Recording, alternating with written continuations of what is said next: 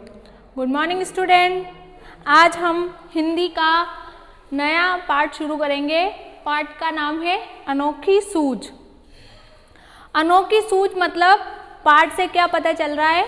सूझ यानी कुछ आइडिया लगाना, दिमाग लगाना। अनोखी यानी कुछ अलग तरह से दिमाग लगाना। आप में से भी होते हैं कुछ बच्चे जो काम है वो एक जैसा करते हैं और कुछ उसको अलग तरीके से उसको दिखाते हैं। तो इस तरीके से ये पाठ उसी पर आधारित है, अनोखी सूझ। मैं पाठ को रीड करूँगी, आपको ध्यान से सुनना है। उसके बाद अपन इसके क्वेश्चन आंसर देखेंगे। बात पुराने जमाने की है। उन दिनों देवताओं और दानवों में युद्ध होता रहता था। बहुत पुराने टाइम में जब अपन जय श्री कृष्णा, महाभारत, रामायण जैसे देखते हैं सीरियल, तो उनमें क्या होता है?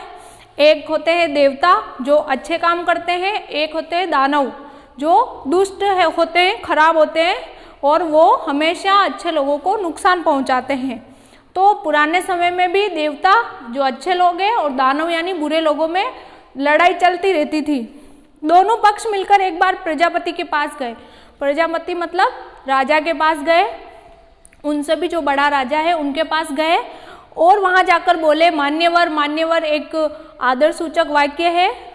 हम दोनों ही आपकी संतान हैं, मतलब दानव भी उनकी संतान है और देवता भी उनकी संतान है। बताइए कि हम दोनों में से बुद्धि में कौन सबसे बड़ा है? देवता बड़े हैं या दानव बड़े हैं? तो उनकी बात सुनकर प्रजापति मुस्कुराए, मतलब वो मन में थोड़ा हंसे और सोचने लगे कि मैं किसे बड़ा बताऊं। देवता को बड़ा बताऊंगा तो दानव नाराज हो जाएंगे, दानवों को बड़ा बताऊंगा तो देवता नाराज हो जाएंगे। तो इस तरह से ये बहुत टेढ़ा प्रश्न लगा उनको कि इस प्रश्न को समझने में मुझे कुछ एक काम करना चाहिए। और वो कुछ सोचकर बोले कि इसका उत्तर मैं कल दूंगा, मतलब तुमने जो क्वेश्चन मुझसे पूछा है उसका उत्तर मैं कल दूंगा। कल दोनों ही मेरे यहाँ भोजन पर आमंत्रित हो, मतलब उन प्रजापति, उन राजा ने उनको दोनों को खाने पे बुलाया कि आप दोनों खाने पर आना। भोजन के बाद बताऊंगा कि कौन बुद्धि में श्रेष्ठ है। खाना खाने के बाद मैं बताऊंगा कि आप दोनों में से सबसे ज़्यादा बुद्धिमान कौन है। दूसरे दिन दोनों पक्ष भोजन के लिए वहाँ आ गए। दोनों को अलग अलग कमरे में बिठाया गया। मिष्ठान से भरे थाल भिजवा दिए। मिष्ठान यानी मिठाई से भरे हुए थाल उनके कमरे में भिजवा दिया। एक कमरे में देवता को बिठाया, एक कमरे में दानवों को बिठाया और मिठाई भेजी गई।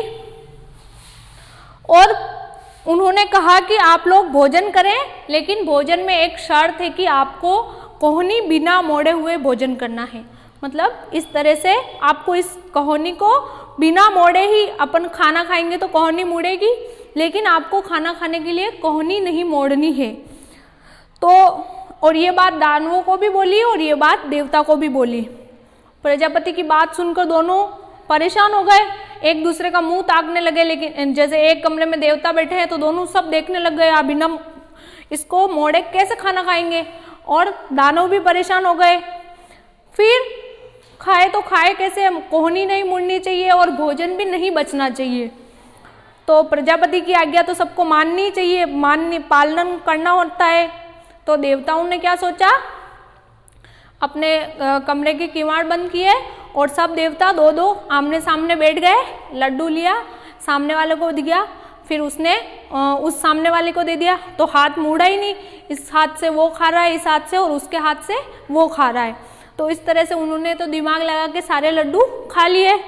और दानवों ने क्या किया, ये जैसा आप इस पिक्चर में देख सकते हो, देवता कैसे बैठे एक दूसरे के सामने बैठकर एक दूसरे को खिला रहे आराम से। तो इनके सारे लड्डू खत्म हो गए। फिर दानवों ने क्या किया, और दानवों ने क्या सोचने लगे वो कि हम तो यहाँ बेकार में ही आए, ऐसे ही परीक्षा नहीं देनी पड़ती, आ ही गए तो परीक्षा तो देनी ही पड़ेगी।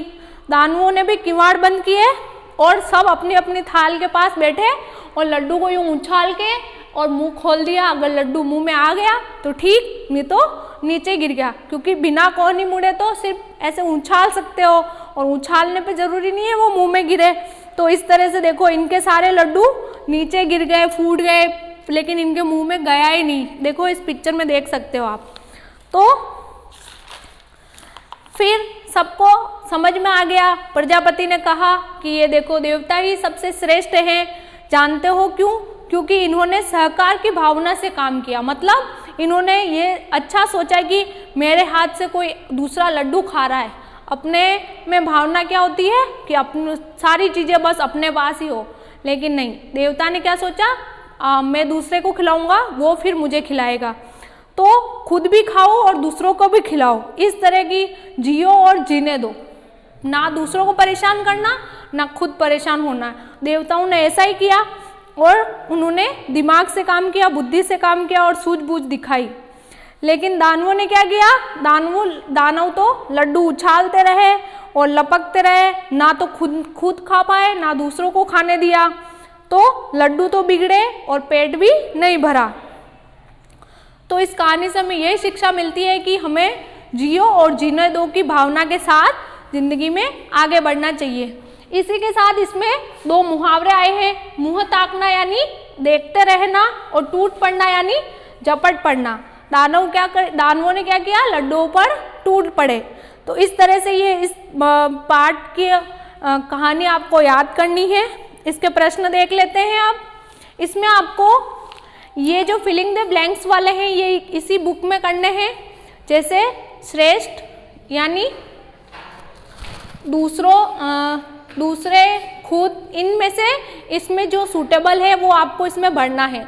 जैसे भोजन के बाद बताऊंगा कि बुद्धि में कौन बुद्धि में श्रेष्ठ है, कौन बुद्धि में श्रेष्ठ है। आ ही गए हैं तो, दानवों ने बोला था ना, आ ही गए हैं तो परीक्षा देनी ही पड़ेगी। इस तरह से इसमें ये भरना है। मैं उन्हें पाने के लिए क्या, वे उन्हें पाने के लिए लपकते रहे, है ना। खुद भी खाओ और दूसरों को भी खाने दो। इस तरह से इनको इसी में भरना है।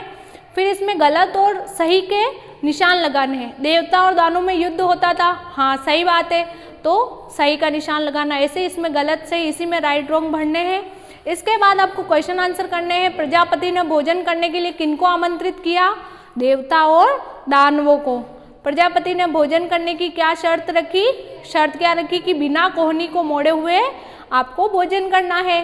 देवताओं ने अपनी सूझबूझ कैसे दिखाई?